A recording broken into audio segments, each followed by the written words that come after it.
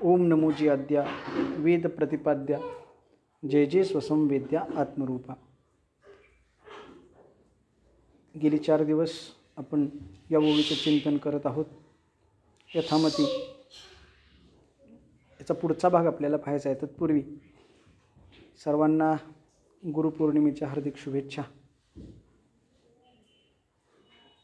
गुरु म्हणजे कोण असतो? तर गुरु म्हणजे आपल्याला या भवसागरातून पार करण्यासाठी एक अलौकिक अशा पद्धतीची व्यक्ती असते की जो बाह्य दृष्टीनं पाहिलं तर आपल्यासारखाच असतो, परंतु अंतर्दृष्टीने विचार केला तर निश्चित पद्धतीनं तो आपल्यापेक्षा वेगळा असतो. गुरूंच्या माध्यमातून जे ज्ञान प्राप्त होते ते ज्ञान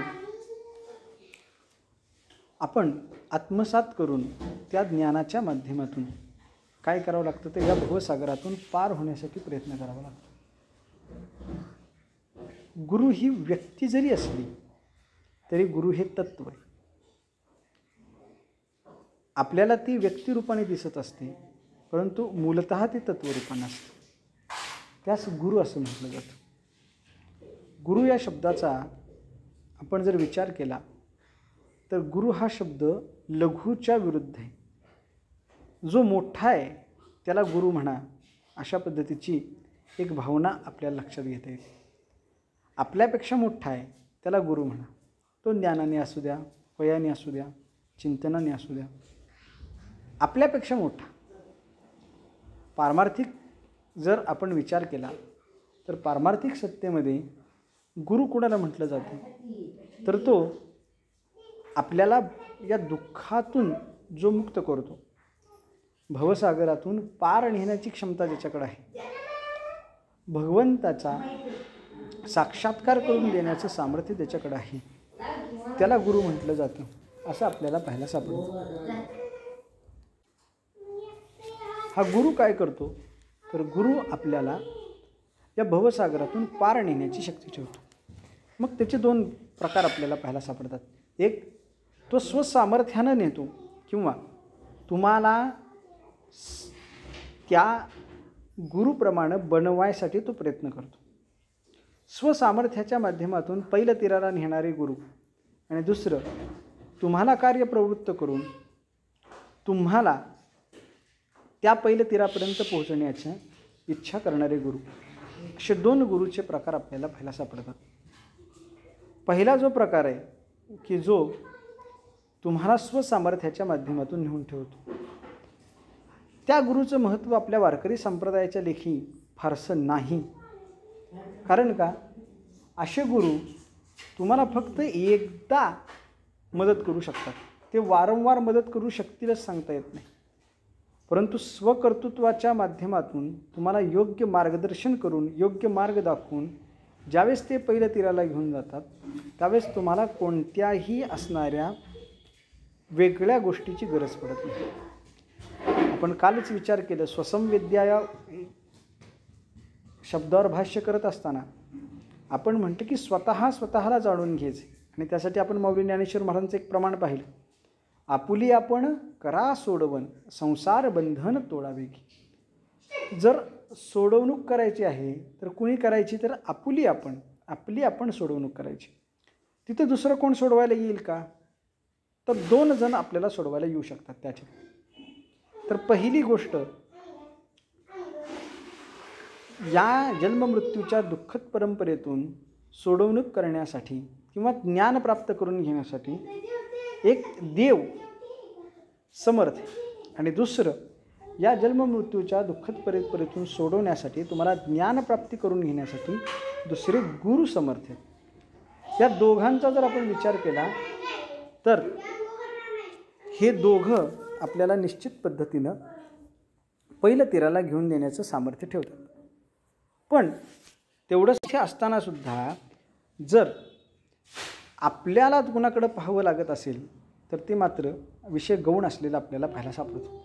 म्हणून गुरु तोच योग्य जो तुम्हाला तुमच्या शक्तीची आठवण करून देतो, तुम्हाला त्या पद्धतीनं मार्गदर्शन करतो की ज्या पद्धतीनं तुम्हाला स्वतःला ज्ञान करून देता येईल आणि तुम्ही त्या बाबतीमध्ये समर्थ होताल की ज्या बाबतीमधून या भवसागराच्या पहिल्या तीराला तुम्हाला जाता येईल. गुरुपौर्णिमा हा उत्सव हा व्यासांच्या असणाऱ्या उपकारांचं स्मरण करण्यासाठी हा केला जातो. व्यासांनी काय केलं तर व्यासांनी अनेकविध अशा पद्धतीच्या ग्रंथांची रचना केली. ब्रह्मसूत्र लिहिली, त्यानंतर पुराणं लिहिली. एवढंच नाही तर सर्वात महत्त्वाचं असणारं भागवत पुराणांची रचनासुद्धा त्यांनी केली. एवढंच नाही तर जगताला योग्य मार्ग दाखवण्यासाठी अनेक असणाऱ्या वेदांची चतुर्विध अशा पद्धतीचे विभाग केले. अनेक ऋचा आहेत, त्या ऋचांचं वेगवेगळ्या पद्धतीनं विभागन केलं आणि ग्राह्य होईल अशा सोप्या शब्दामध्ये त्या सगळ्या निर्माण केल्या. एवढं अनंत जर उपकार कोणाचे असतील तर व्यासांचे. आणि म्हणून व्यासांच्या नावावरून त्या पौर्णिमेला व्यास पौर्णिमा असं म्हणलं जातं आणि तो दिवस आपण गुरुपौर्णिमा म्हणून साजरा करतो. आज गुरुपौर्णिमा आहे आणि उद्या काल्याची पौर्णिमा आहे असं आपल्याला पाहायला सापडतं. आजच्या दिवशी सर्व गुरूंना स्मरण करावं. एवढंच नाही तर त्या गुरूंच्या करता आलं तर पूजन करावं. तनु मनुजीवे चरणासी लागावे, अगरवता करावे, अशा पद्धतीने माऊलींनी ज्या पद्धतीने उपदेश केलेला आहे त्या पद्धतीनं त्या गुरूंचा महिमा आपल्या अंतःकरणामध्ये आठवण्याचा प्रयत्न करावा की ज्यांनी आपल्याला बोध केलेला आहे. अनेक गुरु आहेत. जगतामध्ये शिकवणारा प्रत्येक व्यक्ती आपला गुरु आहे, पण त्यापेक्षाही सर्वात श्रेष्ठ त्याला मोक्ष गुरु म्हटलं जातं की जो आपल्याला बीजमंत्र देतो आणि त्या बीजमंत्राच्या माध्यमातून आपल्याला आपल्या उद्धारण्याचं साधन प्राप्त होतं आणि त्या सामर्थ्याच्या माध्यमातून आपला उद्धार होतो. त्या गुरूंना विशेष महत्त्व दिलेलं पाहायला सापडतं. आणि जर समजा गुरुभक्ती अंतःकरणामध्ये असेल तर निश्चित पद्धतीनं आपल्याला या भवसागरातून पार होण्यासाठी योग्य मार्ग सापडतो असं आपल्याला पाहायला सापडतं. सर्वांना पुन्हा एकदा गुरुपौर्णिमेच्या शुभेच्छा देतो. तुमच्या हातून गुरुभक्ती, देवभक्ती, संतभक्ती निरंतर घडत राहू एवढं भगवंताच्या चरणी, श्रीगुरूंच्या करणी प्रार्थना करतो आणि आपल्या या दिवशीच्या प्रवचन सेवेला सुरुवात करतो. काल आपण जय जय स्वसंवेद्या इथपर्यंत विचार केला होता. स्वसंवेद्या, स्वतःला जाणून घेणं. आता स्वतःला जाणून घ्यायची पद्धत कशी असावी तर या संबंधानं विचार केला आणि त्या संबंधानं स्वतःला आणि व्याप्ती अर्थानं ब्रह्माला कसं जाणून घ्यावं याचा विचार आपण करत होतो. ब्रह्माला जर जाणून घ्यायचं असेल तर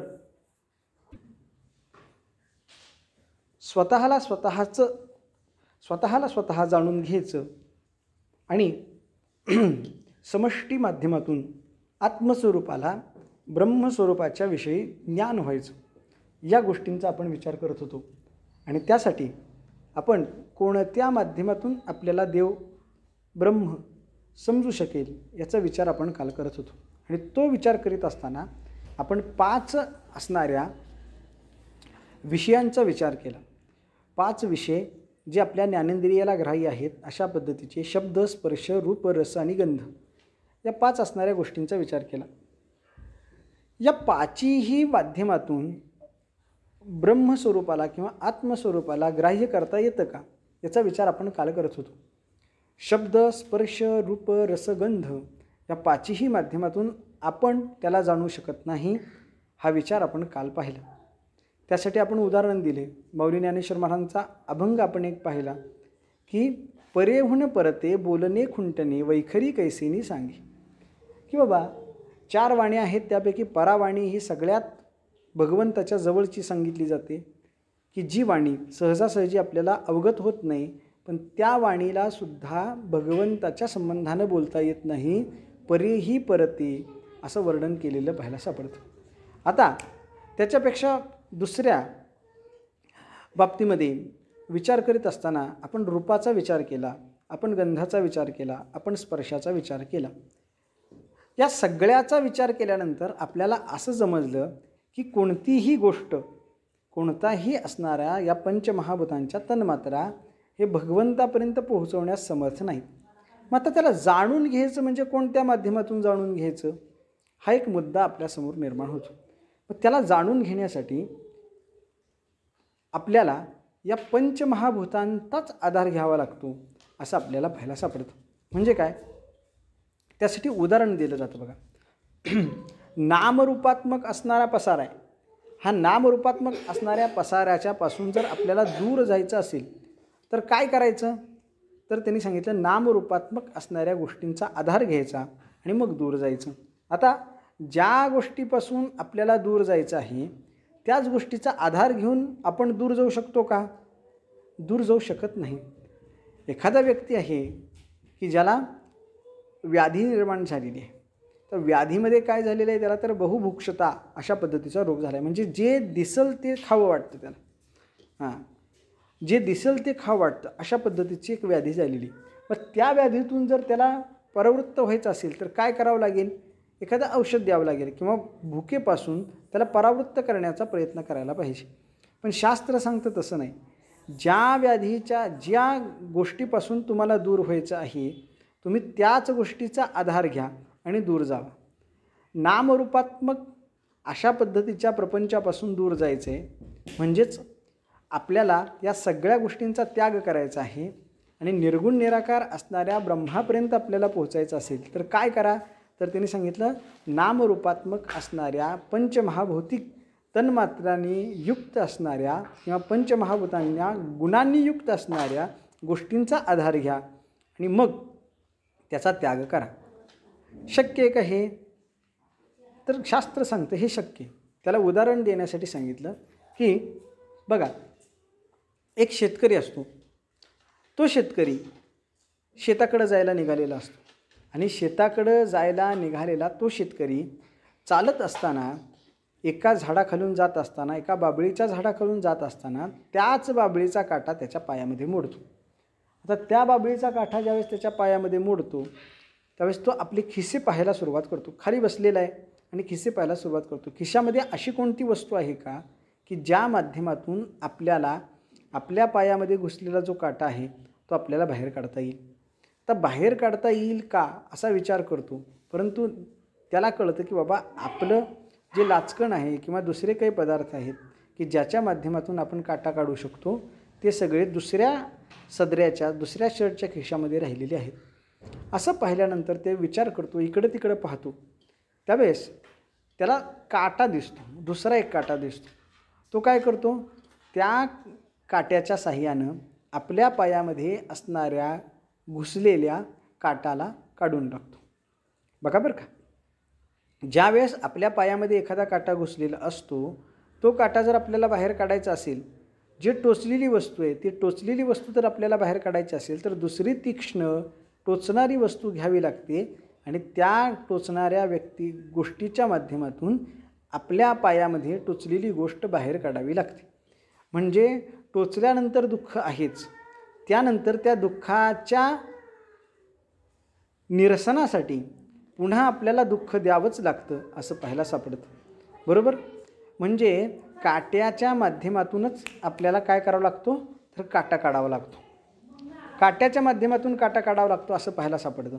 त्या पद्धतीनं या नामरूपात्मक पसाऱ्यापासून दूर जाऊन भगवंताच्या चरणारविंदाच्या ठिकाणी आपलं अंतःकरण जर स्थिर करायचं असेल तर काय करावं लागतं, तर सांगितलं नामरूपात्मक असणाऱ्या गोष्टींचा आधार घ्यावा लागतो.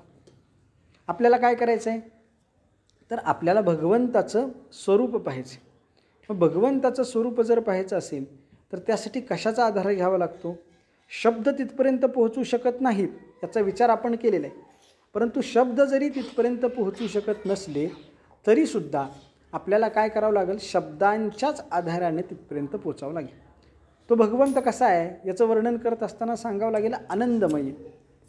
आनंदमय भगवंत आहे. म्हणजे काय, तो आनंद देणारा आहे, स्वरूपतः तो आनंदाचा आहे. तर हे सांगणं, ही आनंदमयता जरी असली तरीसुद्धा बोलू नका ना, काय वेळ. आनंदमयता जरी असली तरी त्या आनंदमयतेचा त्या वृत्ती स्वरूपानं आपल्याला वापर करायचा आहे आणि मग स्वरूप आनंदापर्यंत आपल्याला पोहोचायचे. बघा, विचार करा तुम्ही, नामरूपात्मक पसाऱ्याच्यापासून दूर होण्यासाठी काय करावं लागतं? त्याच गोष्टींचा विचार करावा लागतो असं आपल्याला पाहायला सापडतं. म्हणजे काय, जर समजा आपण विचार केला तर नामरूपात्मक पसारा आहे, सगळा संसार आहे, त्या संसारापासून आपल्याला मुक्त व्हायचे. काय करावं? संसाराच्याच गोष्टींचा आधार घ्या आणि त्याच्यापासून मुक्त व्हा. तुम्ही इतर गोष्टींचं ध्यान करताय, त्या इतर गोष्टींच्या ध्यानाचा विचार सोडून द्या आणि भगवंताचं ध्यान करायला सुरुवात करा. तुम्ही इतर रूपांचा विचार करताय ना, ते इतर रूपांचा विचार करायचं सोडून द्या आणि इतर रूपांचा विचार करायचं सोडून देऊन फक्त तुम्ही भगवंताच्या रूपाचा विचार करायला सुरुवात करा. असं केल्याने काय होईल? तर तुमच्या अंतःकरणामध्ये इतर रूपांच्या संबंधानं कोणत्याही पद्धतीचा मोह निर्माण होणार नाही, पण भगवंताच्या रूपाच्या संबंधानं आकर्षण निर्माण होईल. भगवंताच्या रूपाच्या संबंधानं तुमच्या अंतःकरणामध्ये प्रेम निर्माण होईल. आता शब्दाचा विचार करू. इतर जे तुम्ही शब्द ऐकता त्या इतर शब्दाचा विचार करणं तुम्ही सोडून द्या. इतर कुठल्याही शब्दाचा विचार करण्याची गरज नाही. मग काय करा? तुम्ही शब्दांचा विचार करीत असताना जेवढा संसारिक शब्दांचा विचार करताल तेवढेच तुम्ही संसारामध्ये अधिक पद्धतीनं घडून गेलेले पाहायला सापडतात. याविरुद्ध काय करा? तर याविरुद्ध तुम्ही भगवंताच्या संबंधानंच शब्दांचा विचार करा.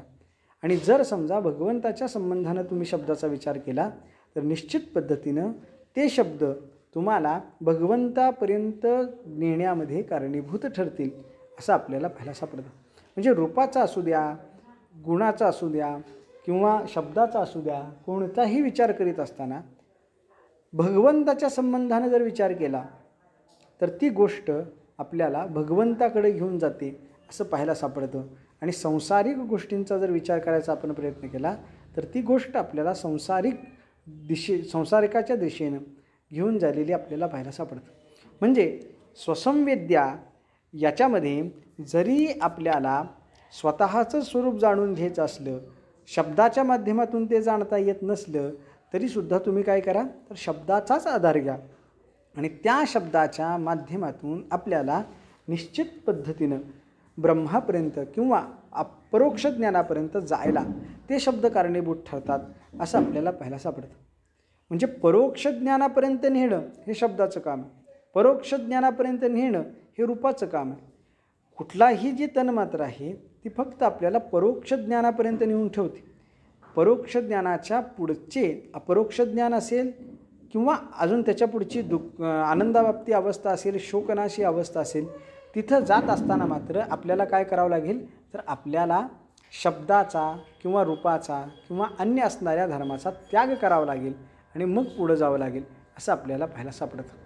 म्हणजे काय? तर ज्या गोष्टी आपल्याला ग्राह्य आहेत त्या ग्राह्य असणाऱ्या गोष्टींच्या माध्यमातून आपण पुढं जायचं. म्हणजे काय? तर ग्राह्य असणाऱ्या गोष्टींचा विचार करायचा, ज्या गोष्टी आपल्याला माहीत आहेत त्या गोष्टींचा विचार करायचा आणि विचार करून तो संबंध ब्रह्माच्या ठिकाणी जोडण्याचा प्रयत्न करायचा. जर तो संबंध आपण ब्रह्माच्या ठिकाणी सोडला गेला तरी तो विचार आपलं ते कर्म हे ब्रह्माच्या दिशेने जाणण्यासाठी उचललं गेलेलं एक पाऊल ठरतं असं आपल्याला पाहायला सापडतं. ज्यावेळी आपण संसाराचा विचार करत असतो आणि संसाराचा विचार करत असताना संसाराच्या संबंधानं वर्तन करतो त्यावेळी आपण मायेमध्ये रममाण झालेलो असतो. पण या उलट ज्यावेळेस आपण भगवंताचा विचार करतो, भगवंताच्या असणाऱ्या स्वरूपाच्या दृष्टीनं, भगवंताच्या गुणाच्या दृष्टीनं, भगवंताच्या रूपाच्या दृष्टीनं, भगवंताच्या नामाच्या दृष्टीनं विचार करत असतो त्यावेळेस ब्रह्मप्राप्तीसाठी किंवा आत्मज्ञान प्राप्त करून घेण्यासाठी आपण उचललेले एक पाऊल आहे असं आपल्याला पाहायला सापडतो. म्हणून माऊली ज्ञानेश्वर महाराज सांगतात, जे जे स्वसंवेद्या, स्वतःच्या स्वरूपाची जाणीव करून घ्या. स्वतःच्या स्वरूपाची जाणीव करून घ्या. दुसरा कोणाचीही ते काम नाही आहे. कारण दुसरा कोण तुमच्यासाठी मदतीला येईल ही जी तुमची अपेक्षा आहे ही अपेक्षा अत्यंत चुकीची आहे. का चुकीची आहे? तर मराठी भाषेमध्ये एक म्हण असलेली आपल्याला पाहायला सापडते. घोड्याला आपण काय करू शकतो तर पाण्यापर्यंत घेऊन जाऊ शकतो, पण घोड्याने पाणी पिण्याचं काम कुणाचं आहे तर घोड्याचं. पाणी पिण्याचं काम ज्या पद्धतीनं घोड्याचं आहे त्या पद्धतीनं ज्ञानापर्यंत पोहोचवण्याचं काम गुरूंचं आहे. पण ज्ञानप्राप्ती करून घेण्याचं काम मात्र कुणाचं आहे तर आपलं आहे, स्वतःचं. बघा, अनेक दृष्टांताच्या माध्यमातून आपल्याला हे समजून घेता येतं. एक विद्यार्थी होता आणि विद्यार्थी होता त्या विद्यार्थ्याला बऱ्यापैकी गुणाची कमतरता असायची. त्याला चांगले गुण मिळत नव्हते. मग चांगले गुण मिळत नव्हते म्हटल्याबरोबर त्यांनी आपल्या पालकांना सांगितले की काय होते तर मला चांगले गुण प्राप्त होत का होत नाहीत प्राप्त तर म्हणजे मला चांगली शिकवणी नाही, मला चांगली शिकवणी नाही आहे, किंवा माझ्याकडे उपलब्ध असणारी पुस्तकं कमी आहेत. तर उपलब्ध असणारी पुस्तकं कमी आहेत म्हटल्याबरोबर त्याच्या पालकांनी, त्याच्या वडिलांनी काय विचार केला की याला सगळ्या पुस्तकांची उपलब्धी करून द्यावी. पालकांनी त्याला सगळ्या पुस्तकाची उपलब्धी करून दिली. सगळी पुस्तकं त्याच्याकडे आता आहेत. आता पुस्तकं त्याच्याजवळ आणून देण्याचं काम कुणाचं आहे? पालकांचं आहे. पालकांनी पुस्तकं आणून दिली, तिथं पालकांचा संबंध संपला. शिक्षकांनी त्याला शिकवलं, समजलं का विचारलं, तिथं शिक्षकांचा संबंध संपला. आता कोणाचा संबंध होतो तर आता त्याचा स्वतःचा संबंध त्या अभ्यासाशी पाहिजे. जर समजा शिक्षक शिकवतायत, तो ऐकतोय, पुस्तकं आणलेली आहेत, समोर आहेत, पण शिक्षक जे शिकवतात त्याच्याकडे त्याचं लक्ष नाही, किंवा पुस्तकं समोर नुसतीच आहेत त्याचं तो अध्ययन करत नसेल, शिक्षक समजावून सांगतात त्यावेळेस त्याचं लक्ष नसेल, पुस्तक त्यांनी कधीही उघडलेलं नसेल, तर निश्चित पद्धतीनं त्याला त्यात ज्ञान प्राप्त होईल का? त्याला ते ज्ञान प्राप्त होणार नाही. का प्राप्त होणार नाही? कारण ज्ञानप्राप्तीसाठी निश्चित पद्धतीनं काय पाहिजे तर स्वतःला स्वतःची तळमळ पाहिजे. जोपर्यंत अंतःकरणामध्ये ज्ञानप्राप्तीच्या विषयाची तळमळ निर्माण होत नाही तोपर्यंत आपल्याला ज्ञानप्राप्ती होत नाही हे निश्चित आहे. ज्ञानप्राप्ती करून घेण्यासाठी अंतःकरणामध्ये तळमळ पाहिजे. व्यावहारिक ज्ञान प्राप्त करून देण्यासाठी सुद्धा बरं का, व्यावहारिक ज्ञान प्राप्त करून देण्यासाठी सुद्धा अंतःकरणामध्ये तळमळ लागते. अनेक पद्धतीनं आपण विचार करू शकतो. एक व्यक्ती आहे, त्या व्यक्तीला अध्ययन करायचे. अध्ययन करत असताना अनेक पद्धतीचे ग्रंथ त्याच्याकडे उपलब्ध आहेत, परंतु अध्ययन करणं याच्यामध्ये त्याचा अभाव आहे. त्या ग्रंथांचा काय उपयोग आहे का? ग्रंथांचा उपयोग नाही. किंवा दुसरा एक व्यक्ती, त्याचं पाठांतर चांगलं आहे, पठण चांगल्या पद्धतीनं तो करतो, पण पठण जरी चांगल्या पद्धतीनं करत असला तरीसुद्धा त्या पठणाचा अर्थ काय हे त्याला माहीत नाही. पठणाचा जर अर्थ माहीत नसेल तर निश्चित पद्धतीनं केलेल्या पठणाचा कोणत्याही पद्धतीचा उपयोग त्याला होत नाही असं आपल्याला पाहायला सापडतं. म्हणजे काय तर नुसतं पठण करून उपयोग नाही, नुसतं अध्ययन करून उपयोग नाही, तर पठण अध्ययन करून ती गोष्ट जी पुस्तकामध्ये सांगितलेली आहे त्या गोष्टीचा आपल्याला निश्चित पद्धतीनं आपल्या आत्मस्वरूपाच्या ठिकाणी विचार करावा लागतो. आणि अशा पद्धतीचा जर आपण विचार केला तरच आपल्याला स्वतःचं ज्ञान होतं असं आपल्याला पाहायला सापडतं. कळतंय का? आत्मस्वरूपाच्या ज्ञानाच्या संबंधानं अनेक प्रकार आहेत.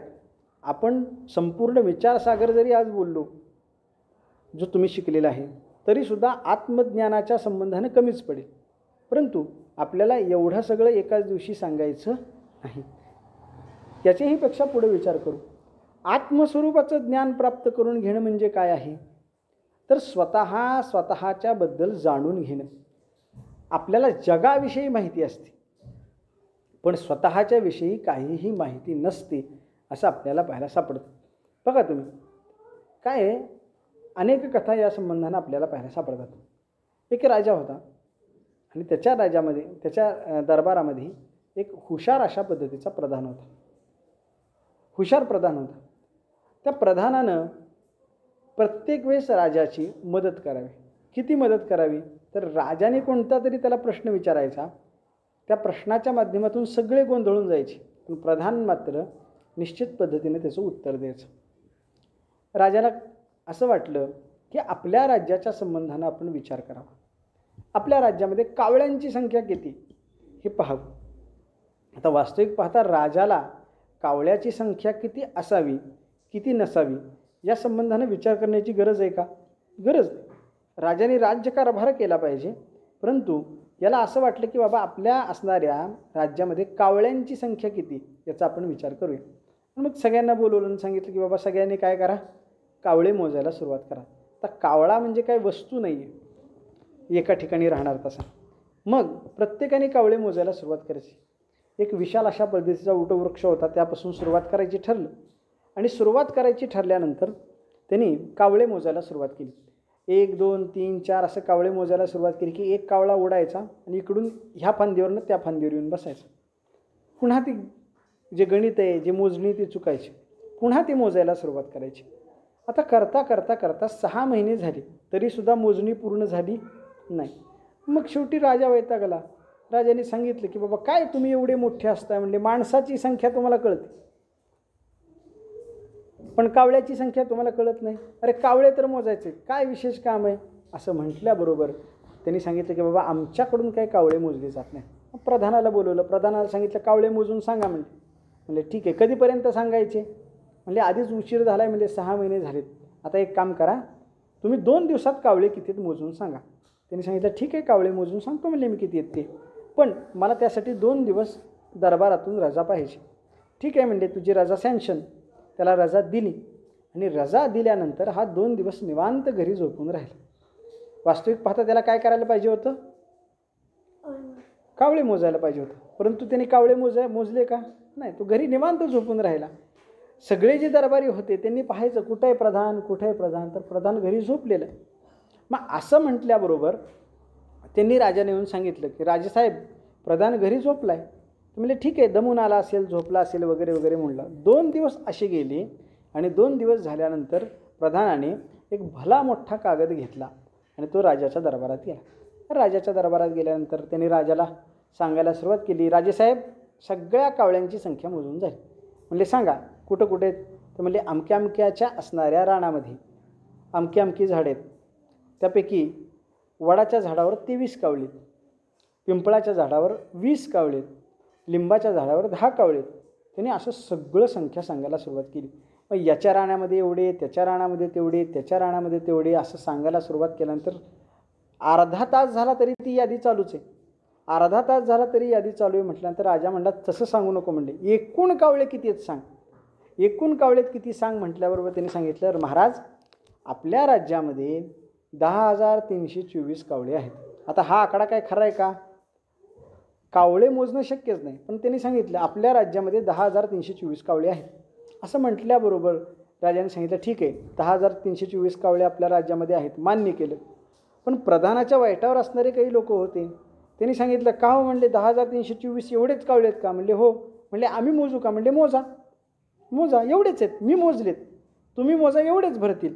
असं म्हटल्यानंतर एक त्या ठिकाणी सरदार उठून उभा राहिला आणि तो म्हणला जर जास्त भरले तर, जर जास्त कावळे झाले तर? त्यांनी सांगितलं जास्त कावळे झाले असतील तर अगदी सोपा प्रश्न आहे. म्हणले काय? जर जास्त कावळे झाले असतील तर निश्चित पद्धतीनं काही कावळे दुसऱ्या राज्यातून त्यांच्या पाहुण्यांना भेटण्यासाठी या राज्यात आले असतील. बरोबर आहे. मग दुसरा उभा राहिला, ठीक आहे म्हणले जर आहे त्या 10,324पेक्षा जर कमी कावळे भरले तर? त्यांनी सांगितलं फार सोपं उत्तर आहे याचं सुद्धा. काहींच्या मुली परराज्यामध्ये दिलेल्या आहेत, कावळीनी परराज्यामधल्या आहेत. मग 10,324पेक्षा जर कावळ्यांची संख्या कमी भरली तर निश्चित पद्धतीनं तिकडच्या असणाऱ्या पाहुण्यांच्या भेटीसाठी आपल्या राज्यातले कावळे गेले असतील असं समजावं. कळलं का? म्हणजे कावळ्यांची संख्या जाणून घेणं किंवा कावळ्यांच्या संख्येच्या माध्यमातून फेरबदल करणं हे सहज शक्य आहे आपल्याला. स्वतःच्या संबंधानं ज्ञान करून घ्यायचं आहे, म्हणजे असलं कोणतं तरी फालतू ज्ञान आपल्याला करून घ्यायचं नाही. कळतंय का? आपल्याला जे ज्ञान करून घ्यायचं आहे ते आत्मस्वरूपाच्या विषयी ज्ञान करून घ्यायचं आहे. आत्मस्वरूपाच्या विषयीचं ज्ञान म्हणजे काय? तर मी मूळतः कोण होतो याचा विचार करणं गरजेचं आहे. बघा, स्वरूपाचे 2 प्रकार आहेत, एक देहस्वरूप आणि दुसरं आत्मस्वरूप. देहस्वरूपानं ज्ञान जर करून घ्यायचं असेल तर फार सोपं आहे, फार सोपं ज्ञान आहे. देहस्वरूप म्हणजे कसं, मी 5.5 फूट 6 इंच उंचीला आहे, माझं वजन एवढं एवढं आहे, माझा रंग असा असा आहे, हे सगळं सांगणं याला म्हटलं जातं की देहस्वरूपाचं ज्ञान. पण देहस्वरूपाच्या असणाऱ्या ज्ञानाने काही फरक पडतोय का? काही फरक पडत नाही. का? तर मी उंच नाही, मी काळा नाही, मी गोरा नाही, मी कोणीही नाही आहे, हे जगद्गुरू शंकराचार्यांनी सांगितले. मी कोण आहे?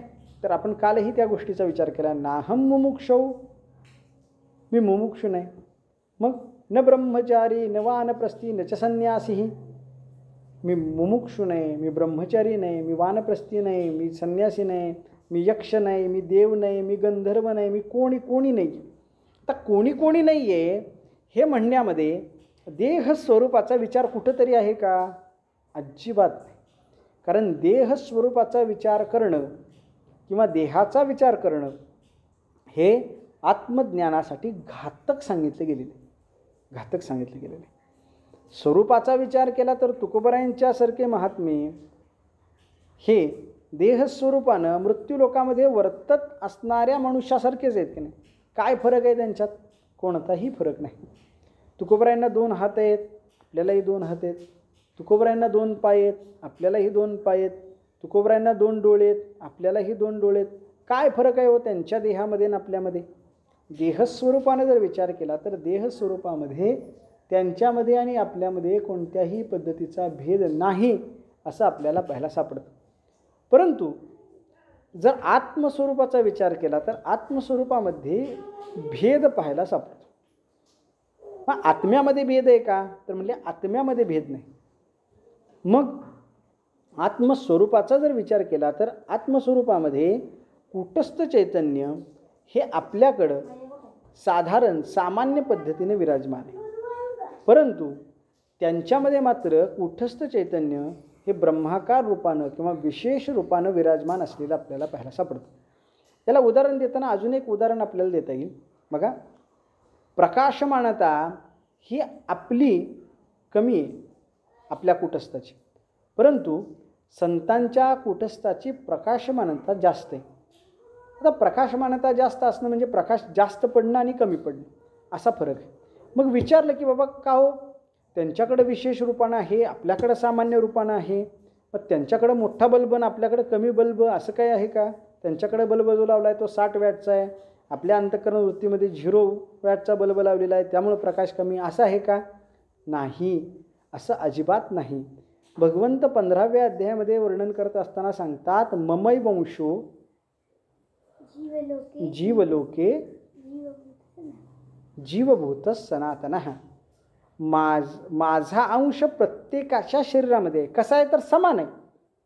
असं सांगितलं का की ममै वंशो साधू हृदये, ममै वंशो सामान्य जन हृदये? नाही, माझा अंश प्रत्येकाच्या हृदयामध्ये आहे आणि तो समान पद्धतीने, त्याच्यामध्ये कोणताही कमी जास्तपणा नाही असं पाहायला सापडतं. पण जर समान स्वरूपामध्ये जर सगळ्यांच्या अंतःकरणामध्ये असेल तर विशेषत्वानं संत महात्म्यांना तो कळतो आणि सामान्यत्वानं आपल्याला कळतो, किंवा विशेषत्वानं तो संत महात्म्यांच्या हृदयामध्ये आहे आणि सामान्यत्वानं आपल्या हृदयामध्ये आहे. असा फरक का? तर या फरकाचं उत्तर देत असताना संत महात्मे उदाहरण देतात. पूर्वीचा काळ होता आणि त्या पूर्वीच्या काळी लाईटची व्यवस्था नव्हती, विद्युत व्यवस्था नव्हती. तर विद्युत व्यवस्था नसल्यामुळं काय केलं जायचं तर कंदिलांचा वापर केला जायचा. गोड तेल असेल किंवा रॉकेल असेल त्या माध्यमातून कंदील हे चालवले जायचे. आता कंदील सगळ्यांना माहिती आहेत. कंदील म्हणजे काय तर आतमध्ये एक ज्योती असते आणि त्याच्यावर काच असते. ती काच कशासाठी असते तर काच 2 गोष्टीसाठी असते. एक, आलेल्या प्रकाशाचं परावर्तन मोठ्या स्वरूपामध्ये करणे हा पहिला उद्देश, आणि दुसरा उद्देश की जर समजा बाहेर वारं वाहत असेल तर त्या वाऱ्याच्या माध्यमातून कंदिलाच्या आतल्या वातीला किंवा ज्योतीला कोणत्याही पद्धतीचा अपाय होऊ नये, म्हणजे त्या वाऱ्याच्या माध्यमातून ज्योत विझू नये यासाठी ती काच असते. कंदील एकच आहे, पण पहिल्या दिवशी त्याचा प्रकाश चांगला आहे. बघा बरं का, पहिल्या दिवशी त्याचा प्रकाश चांगला आहे. आणल्या त्या दिवशी कंदील लावला, कंदील लावल्याबरोबर त्याचा प्रकाश एवढा पडला की संपूर्ण खोली प्रकाशमान झाली. दुसऱ्या दिवशी पुन्हा तो कंदील लावला, कालच्यापेक्षा थोडासा कमी प्रकाश दिसला. तिसऱ्या दिवशी कंदील लावला तर कालच्यापेक्षाही परवाच्यापेक्षाही कमी प्रकाश दिसला. त्याला कळलं ना, त्या गृहस्थाला कळलं ना की हा कंदील असा आहे, पहिल्या दिवशी जास्त प्रकाश देतो, दुसऱ्या दिवशी कमी देतो, तिसऱ्या दिवशी कमी देतो, त्यानंतरच्या प्रत्येक दिवशी तो कमी कमी कमी प्रकाश देऊ लागला. आता कमी कमी प्रकाश देऊ लागल्याबरोबर त्यांनी सांगितलं की बाबा आतल्या ज्योतीला काहीतरी अडचण आली असावी. त्यांनी काय केलं, त्याची वात मोठी केली. वात जरी मोठी केली तरीसुद्धा प्रकाश मात्र पडताना कमीच पडू लागला. त्याला कळलं नाही. त्यांनी दुसरा एक कंदील बघितला, त्या कंदिलाचा प्रकाश मात्र चांगला पडतो. बघा बरं का, दोन्ही कंदील एकाच कंपनीची, एकाच पद्धतीची वात घातलेली, एकाच पद्धतीचं तेल घातलेलं, तरीसुद्धा दोन्ही असणाऱ्या कंदिलांमध्ये फरक आहे. एकाचा प्रकाश विशेषत्वानं पडतोय आणि दुसऱ्याचा प्रकाश सामान्यत्वानं पडतोय. काय कारण असावं, तर त्याचं कारण असं आहे, पहिल्या दिवशी ज्यावेळेस कंदील प्रकाशमान झाला त्यावेळेस त्या काचेवर कोणत्याही पद्धतीची काजळी नव्हती. काळेपणा होता का? काळेपणा नव्हता. दुसऱ्या दिवशी कंदील लावला, कालचा काळेपणा तसाच ठेवला आणि मग कंदील लावला. परिणामतः काय झालं, तर काचेच्या काजळीमुळे प्रकाश बाहेर पडताना कमी प्रमाणामध्ये पडला. तिसऱ्या दिवशी पुन्हा लावला, त्यावेळेस 2 दिवसाची काजळी साठली होती, त्यामुळे प्रकाश कमी पडला.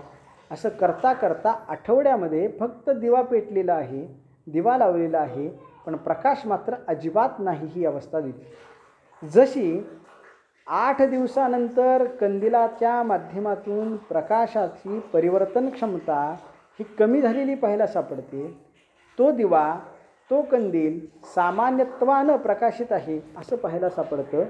ते सगळं हृदय, ते तुमचं आमचं हृदय आहे की ज्याच्यामध्ये सामान्यत्वानं हा दिवा आहे किंवा सामान्यत्वानं हे चैतन्य आहे. संत महात्म्यांच्या हृदयाचा विचार करा. संत महात्म्यांच्या हृदयाचा जर विचार केला तर संत महात्म्यांच्या हृदयामध्ये हे जे कूटस्थ आहे, कूटस्थ चैतन्य आहे, ते विशेषत्वानं प्रकाशित झालेलं पाहायला सापडतं.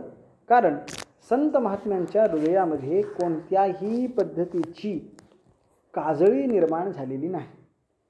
काजळी न निर्माण झाल्यामुळे प्रकाशाचं परिवर्तन अधिक प्रमाणामध्ये होतं. काजळी निर्माण झाल्यामुळे प्रकाशाचं परावर्तन कमी प्रमाणामध्ये होतं. प्रकाश ज्योत ही समानच आहे. जर ज्योत समान असेल आणि प्रकाशामध्ये फरक असेल तर निश्चित पद्धतीनं दोष कोणाचा म्हणावा लागेल, तर दोष असणाऱ्या परावर्तित करणाऱ्या काचेचा दोष म्हणावा लागेल.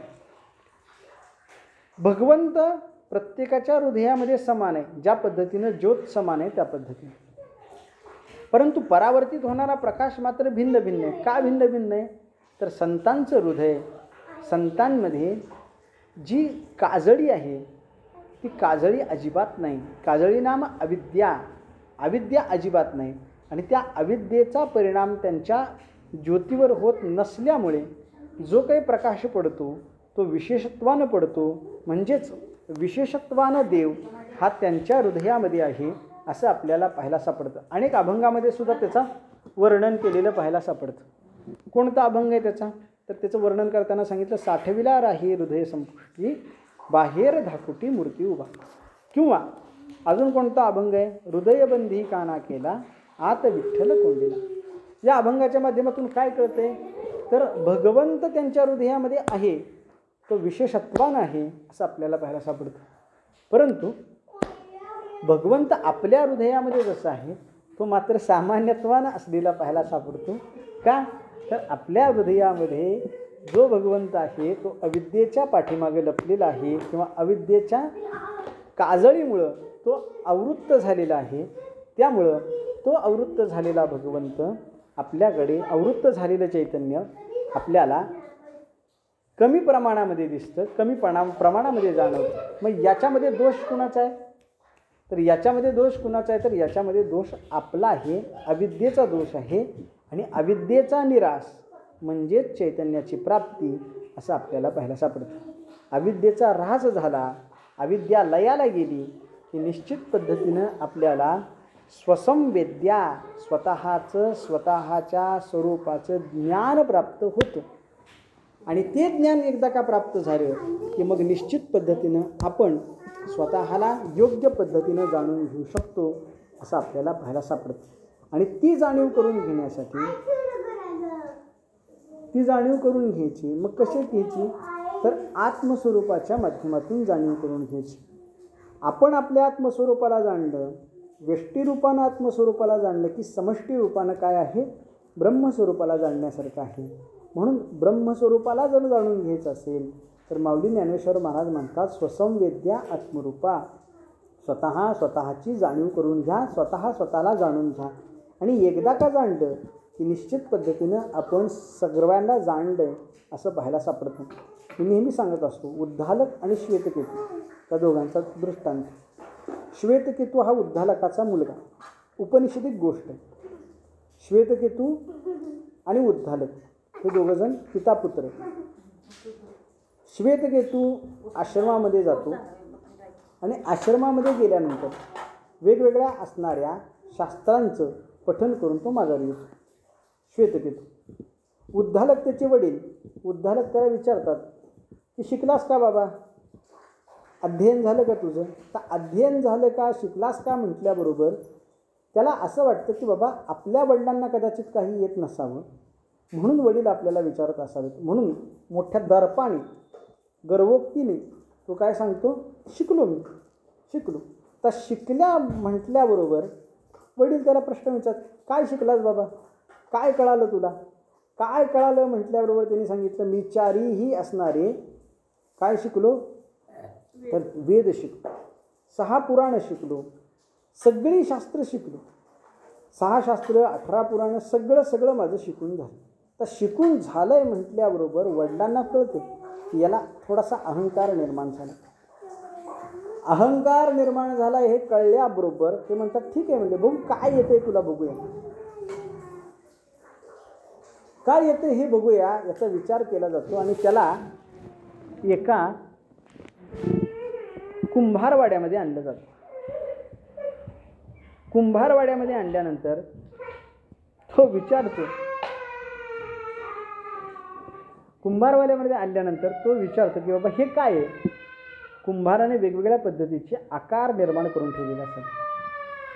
मातीचा हत्ती असतो, मातीचा घोडा असतो, मातीचा शिपाई असतो, मातीचा राजा असतो, हे सगळे मातीचे असतात. आता हे सगळं पाहिल्यानंतर हे सगळं पाहिल्यानंतर तो त्याला विचारतो की बाबा हे काय आहे? हे काय आहे म्हटल्याबरोबर तो सांगायला सुरुवात करतो, हा मातीचा घोडा आहे, हा मातीचा शिपाई आहे.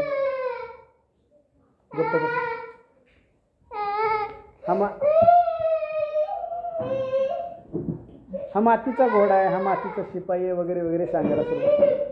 मग असं म्हटल्याबरोबर उद्दालक पुन्हा प्रश्न विचारतो, नक्की सांग हे काय? तो पुन्हा तेच सांगतो, हा मातीचा घोडा आहे, हा मातीचा शिपाई आहे वगैरे वगैरे सांगतो. त्यांनी सांगितलं नाही बाबा, तुला काहीही कळलेलं नाही हे निश्चित. तो म्हणतो कळलं नाही असं कसं काय म्हणताय? हा मातीचा घोडा आहे, हा मातीचा शिपाई आहे हे मला कळलेलं आहे. त्यावेळेस तो म्हणतो की नाही बाबा, हे मातीचा घोडा किंवा मातीचा येत नाही. हा येतोय का आता? हा मातीचा हा मातीचा घोडा आहे, हा मातीचा शिपाई आहे असं म्हणणं योग्य नाही. तो म्हणलो का? तर तो म्हणतो की बाबा मातीचा घोडा असणं, मातीचा शिपाई असणं हे बाह्य रंगाने पाहिलं तर हे वेगवेगळे आकार आहेत, परंतु अंतरंगाचा जर विचार केला तर ही सगळी काय आहे? मातीच आहे. म्हणजे एक वेळ वरच्या आकाराचा आपण विचार करतोय आणि वरच्या आकाराचा विचार केल्यानंतर आपल्याला त्याच्यामध्ये भिन्नता पाहायला सापडते, परंतु तत्वाचा जर विचार केला तर सगळं तत्व हे मूर्तिका तत्वच आहे असं आपल्याला पाहायला सापडतं.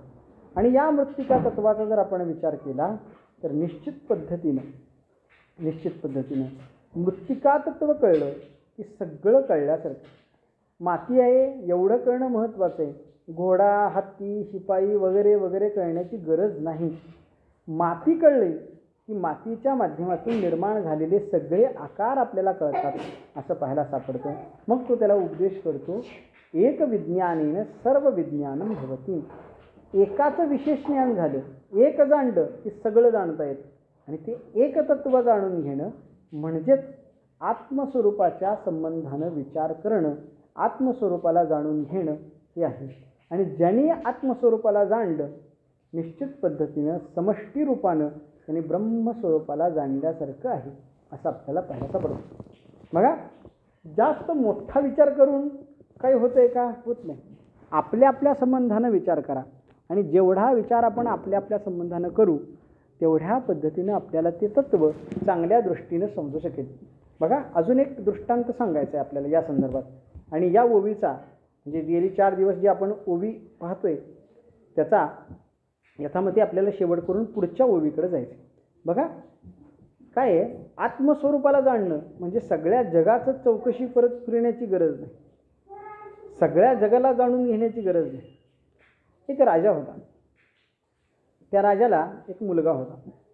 उन्हाळ्याचे दिवस होते आणि मुलगा चप्पल न घालताच बाहेर पडला. चप्पल न घालता बाहेर पडल्यानंतर त्याचे पाय पोळायला लागले. पाय पोळायला लागल्यानंतर तो घरी आला.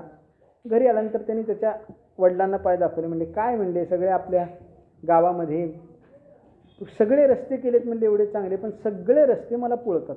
आता सगळे रस्ते पोळतात म्हटल्याबरोबर त्यांनी विचार केला काय करावं. रस्ते पोळत आहेत, मग याला काय करावं. त्यांनी सगळ्या असणाऱ्या गावातल्या लोकांना बोलवलं आणि त्यांनी विचारलं किंवा काय करावं की ज्या माध्यमातून रस्ते पोळणार नाहीत माझ्या मुलाला. तर एक जण जो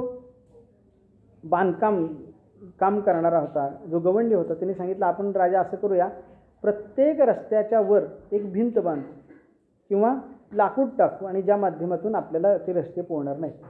दुसरा होता तो चांभार समाजाचा होता. त्यांनी सांगितलं काही गरज नाही म्हणले ते करायची महाराज, एवढं करण्याची गरज नाही, रस्ता पोळतोय मग आपण काय करूया, रस्त्यावर चामडं अंथरू, पण निश्चित पद्धतीने काय होईल, ते रस्ता तुमच्या मुलाला पोळणार नाही. प्रधान त्यांचा हुशार होता. प्रधानाने सांगितलं एवढं सगळं करण्यापेक्षा जर राजकुमाराला आपण चप्पल घातली तर बाकीचा व्याप करण्याची गरज आहे का? गरज नाही. सगळं गाव चमड्याने झाकून टाकण्यापेक्षा पायाला चमड्याने झाकलं तर निश्चित पद्धतीनं पाय पोळणार नाहीत. कळतंय का? म्हणजे आत्मस्वरूपाचं ज्ञान करायचं आहे, ब्रह्मस्वरूपाचं ज्ञान करायचं आहे, तर समष्टीचं ज्ञान ब्रह्मस्वरूपाचं करण्यासाठी शेजारीच्या घरी जायचं. तू कशी आहेस, तू काय करती, तुझी सून काय करती, तुझे मिस्टर काय करतात, भांडतात का वगैरे वगैरे चौकशी करण्याची काही गरज नाही. समष्टी स्वरूपाचं ज्ञान ब्रह्मस्वरूपाचं ज्ञान करून घ्यायचं आहे ना, आत्मस्वरूपाचं ज्ञान करून घ्या. आणि आत्मस्वरूपाचं ज्ञान व्यष्टीरूपानं झालं की समष्टी रूपाला तुम्हाला ब्रह्मस्वरूपाचं ज्ञान होईल. म्हणून माऊली ज्ञानेश्वर महाराज म्हणतात, तो आत्मस्वरूपी असणारा देव ज्याचं ज्ञान करून घ्या की जो देव आद्य स्वरूपाचा आहे, वेद प्रतिपाद्य आहे आणि तुम्ही स्वतःला स्वतः त्या व्यक्तीला त्या ब्रह्माला जाणून घेऊ शकतात. म्हणून माऊली ज्ञानेश्वर महाराज म्हणतात, ओम नमोजी आद्या वेद प्रतिपाद्या जय जय स्वसंवेद्या आत्मरूपा. यथामती यथावकाश या पहिल्या ओवीचा अर्थ सांगण्याचा आपण प्रयत्न केलेला आहे. उद्या आपण दुसऱ्या ओवीचा अर्थ पाहणार आहोत. उद्या दुपारी 4 वाजता बरोबर आपल्या प्रवचनाला सुरुवात होईल. कुंडलिक वरदा हरिविठ्ठल श्री ज्ञानदेव तुकाराम पंढरीनाथ भगवान की